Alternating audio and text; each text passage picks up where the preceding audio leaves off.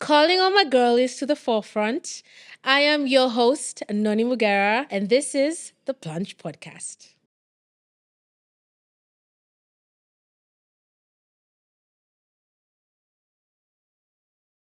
What does leadership mean for you in your 30s? This is the decade to step up and stand out. My name is Noni Mugera, and welcome to the Plunge podcast. This is where we have conversations surrounding better mental health, healing, transformation, and normalizing a therapy. I want you to be the best possible version of yourself. And season three is all about the girlies in their 30s. I'm talking about millennials. So if you are a millennial, please lock in. And then also, if you're looking to grow in leadership, please also lock in. I'm going to start by saying, first of all, leadership looks different for different people. And I feel like because at this point in time, when you're in your 30s, you've already had a lot of experience working in whatever industry that you're in. For me, I've been in the corporate space, I've been in the creative space, and I've been in the media space. And so I feel like I've gathered a lot of experience in those three industries. And right now, I feel like I'm in a really, really good space to lock into, step up, and stand out in terms of leadership in my various industries. I'm going to start by saying this. When I was around 24, 25, I used to work in a media house as an intern reporter. And I used to be really good at it. And there was this manager, or I don't remember her title, but she was one of the bosses, yeah. And she never used to know the interns' names. Like she'd describe you by what you're wearing. Where's the girl who's always wearing a red dress? So for me, I always had natural hair. And so she used to call me, where's the girl who doesn't comb her hair?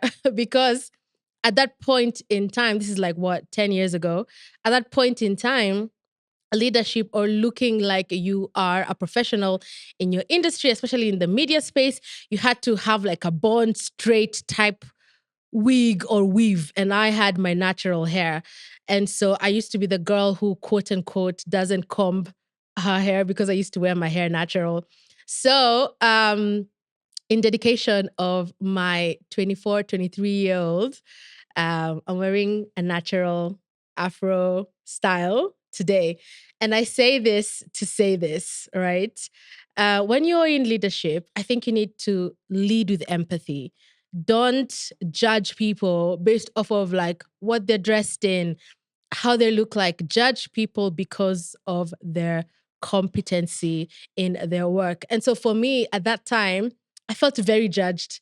And I felt like because it was like on a Thursday, Friday, over the weekend, I had to literally go to the salon, put in a weave, and then go back to the office to look like, or rather to put across this look that in her mind was the professional look in the workplace. And so I want to debunk that today.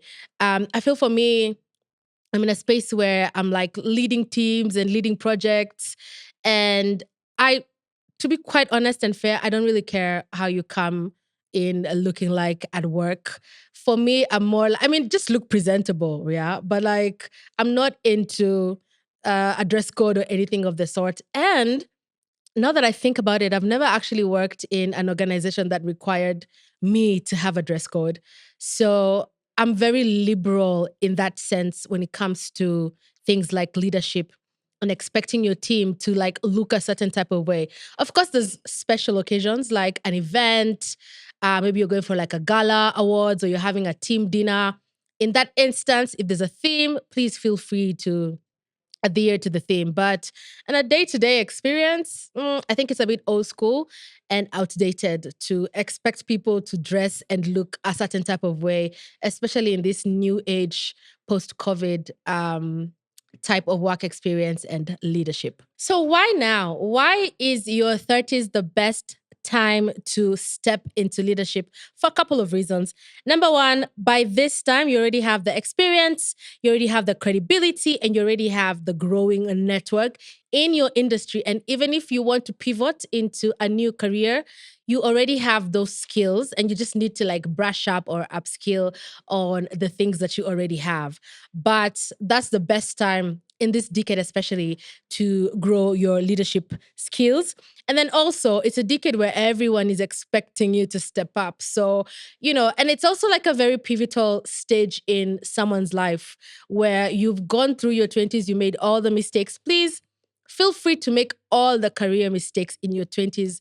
Don't be afraid to move from one organization to another because you're gaining experience in your first decade of your 20s.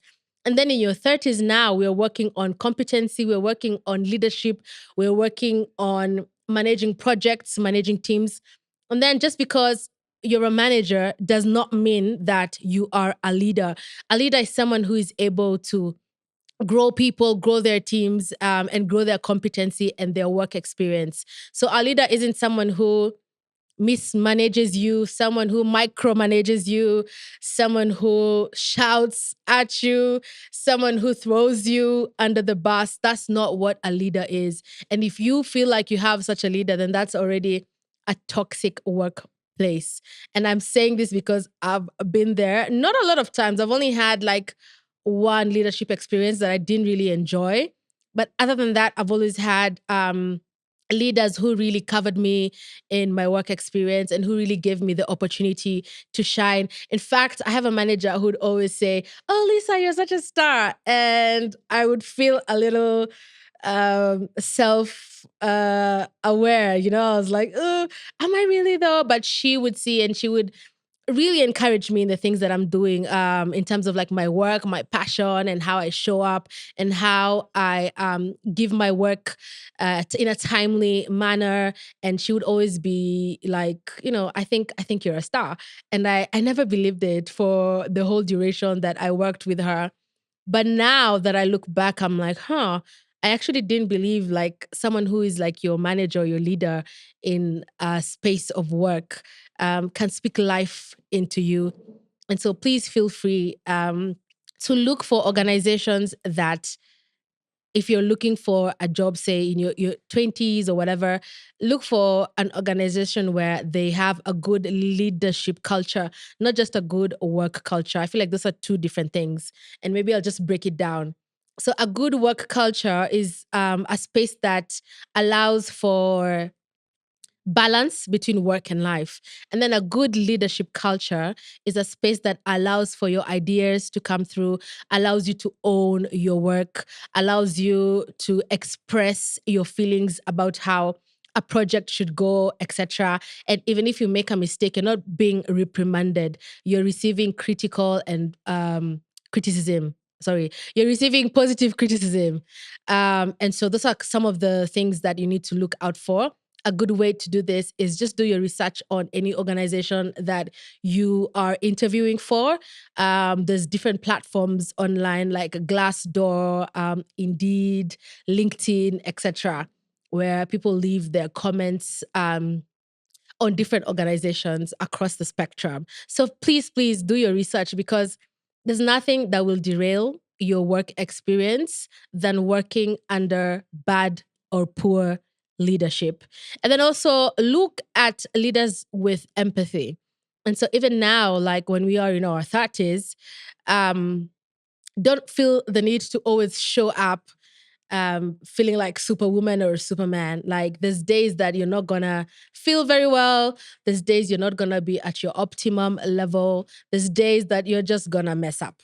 It happens and it just is what it is. Take ownership for that. Take responsibility and be a problem solver. Create solutions that will help the organization to maybe grow their impact, maybe grow their brand expertise and footprint, and also grow their profit and their business goals in terms of business development. And then some of the common myths that need to be debunked, as I mentioned before. Number one, you don't need to be a manager to be a leader. You can take leadership of projects. You can take leadership of, let's say, an event.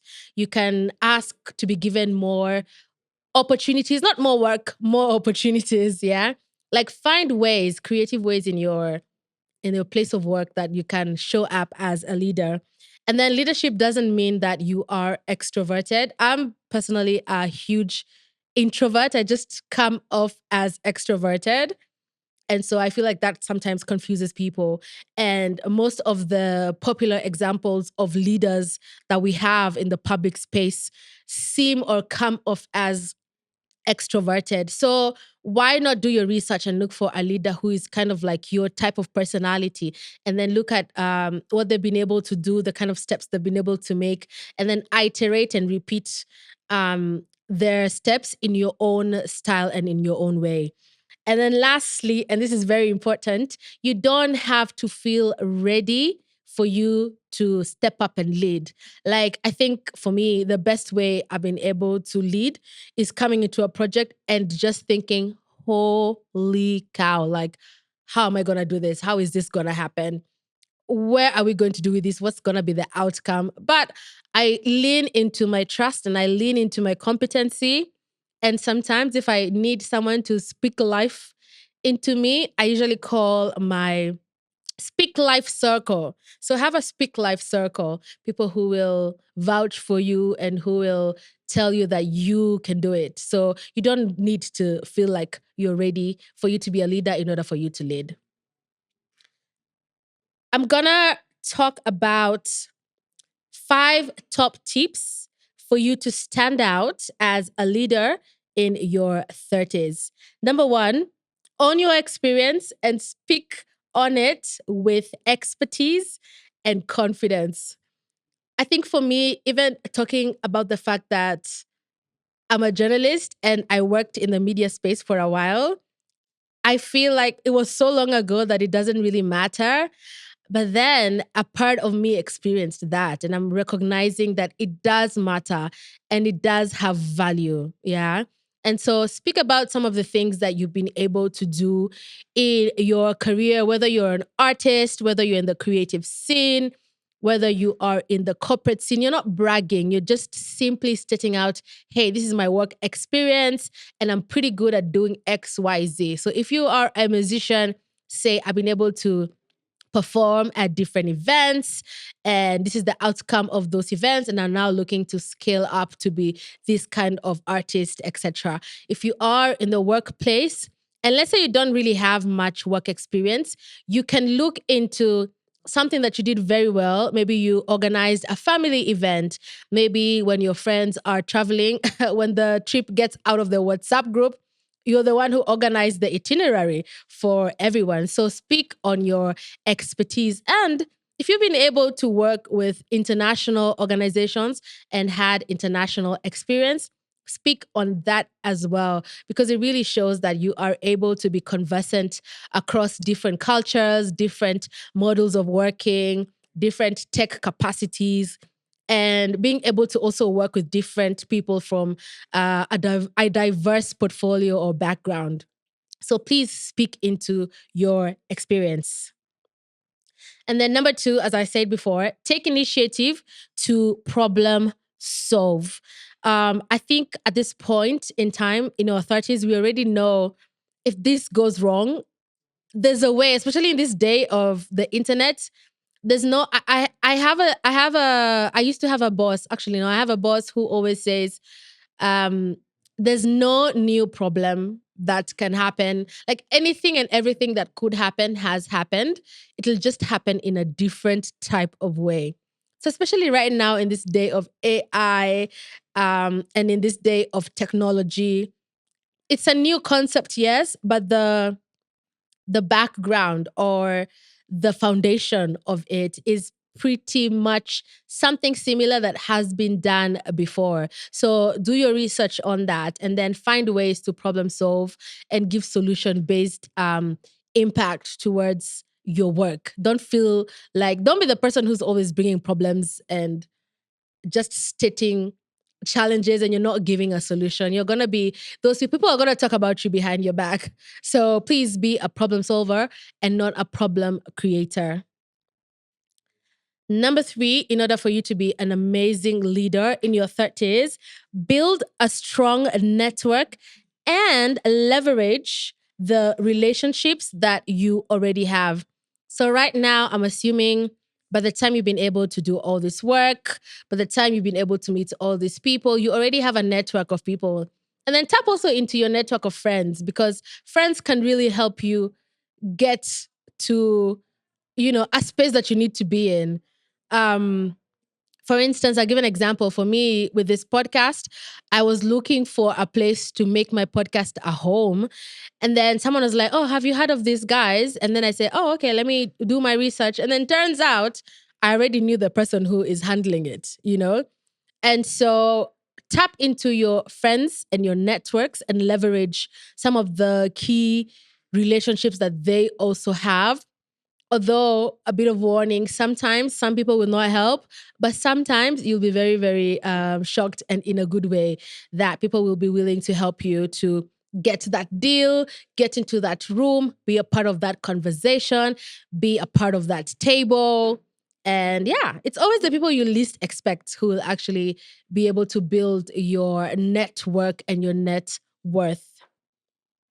And then number four, and this is very important, develop emotional competency and intelligence and lead with empathy. I think it's very important for leaders to be able to lead as humans, understanding that people actually have problems, understanding that people have challenges, that they have real life issues going on away from a deadline that has to be made or a work activity that needs to be done.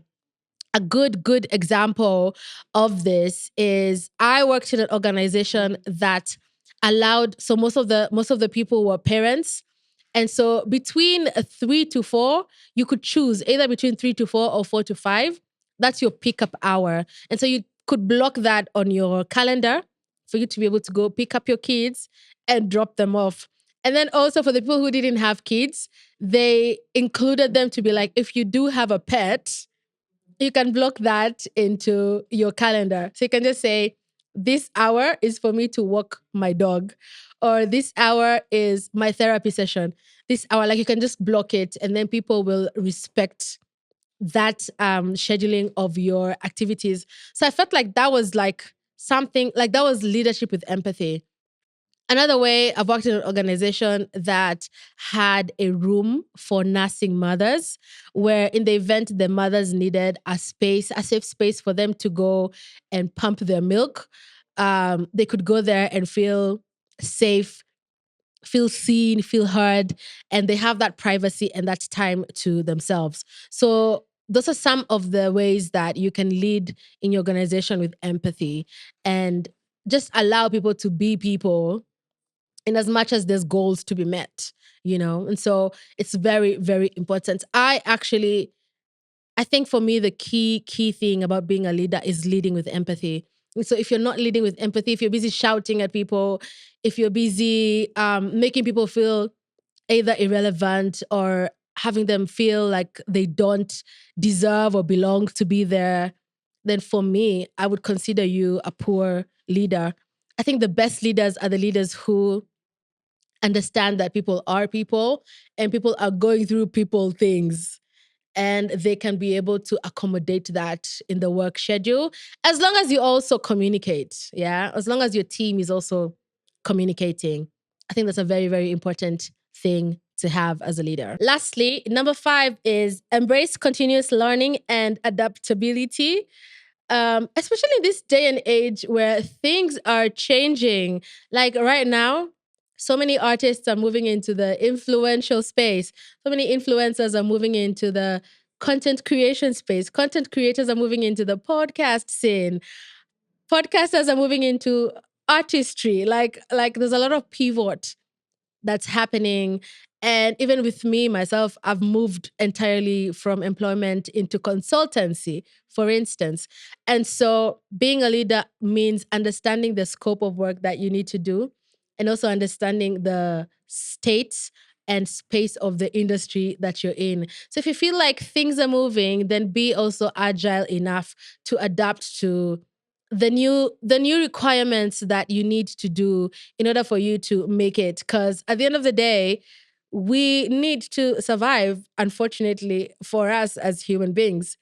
And so being adaptable enough for you to pivot into something different, something new, is also challenging for you as well. And so if you're coming into leadership, please be adaptable to that. And then you always learn. Like there's always evolving in terms of learning. Right now, AI is all the rage that there is. Sorry, all the rave that there is. And so I think I'm really, really tapping into AI and understanding some of the some of the profits or some of the positive stuff that AI has on different industries.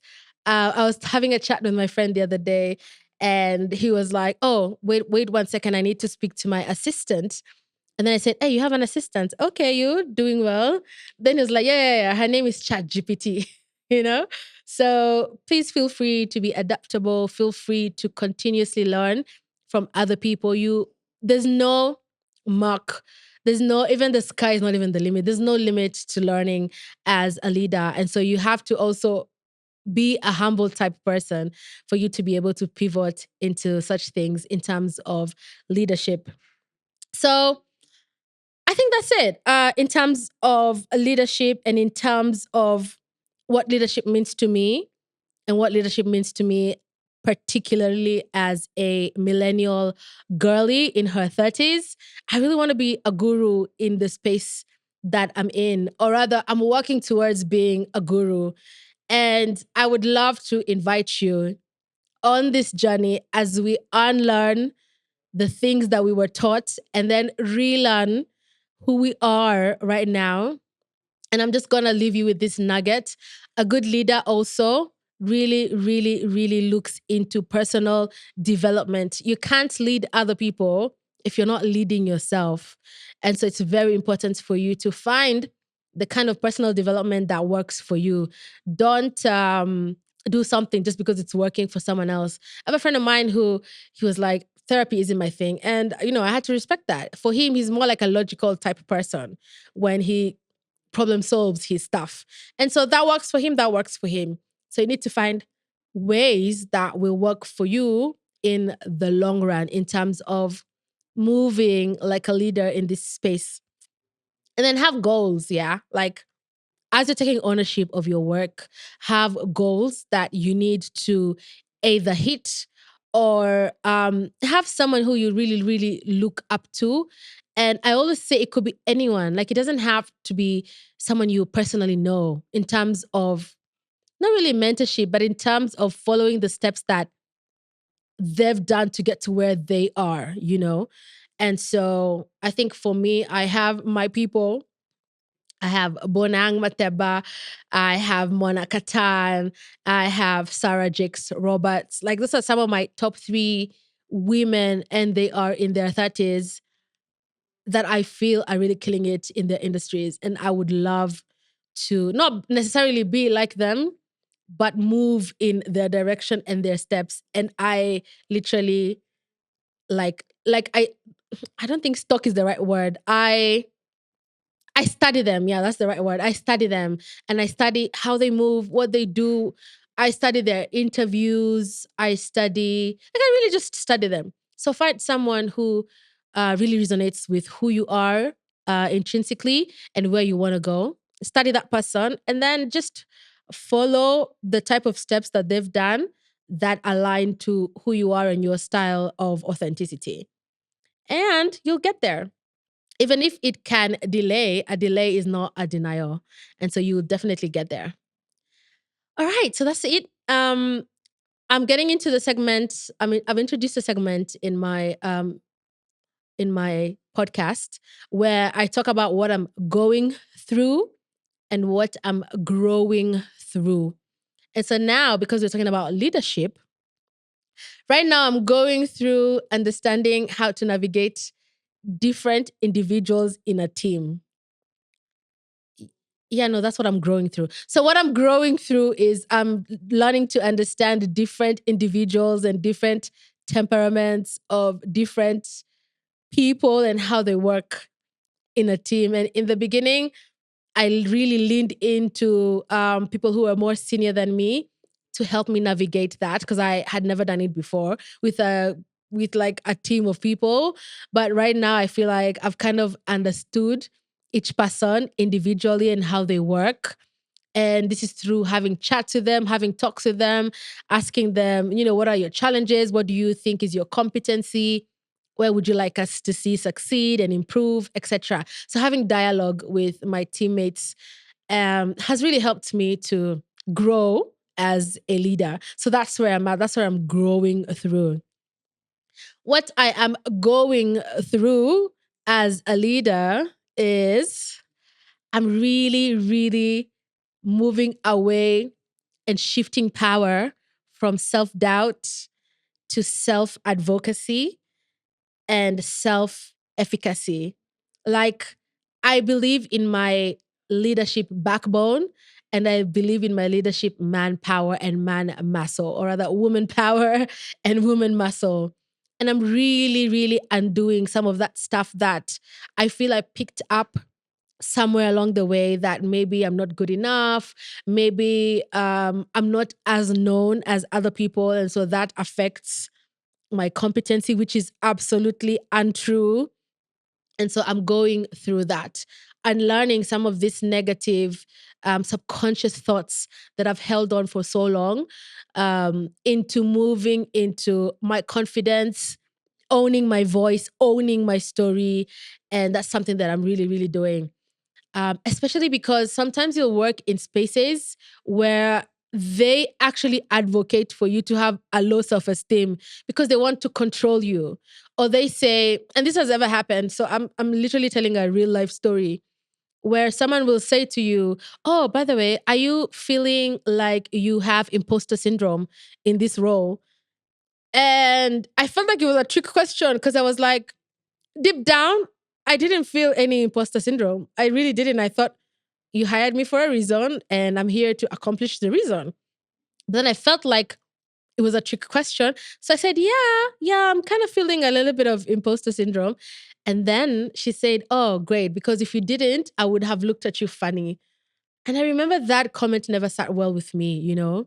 And so advocate for yourself in that instance. I feel like I could have maybe changed the language and said, well, I might not feel imposter syndrome, but I do recognize that we are working in an international organization with people who like have so much work competency. And that's a challenge for me to be able to match up the expectations of my role.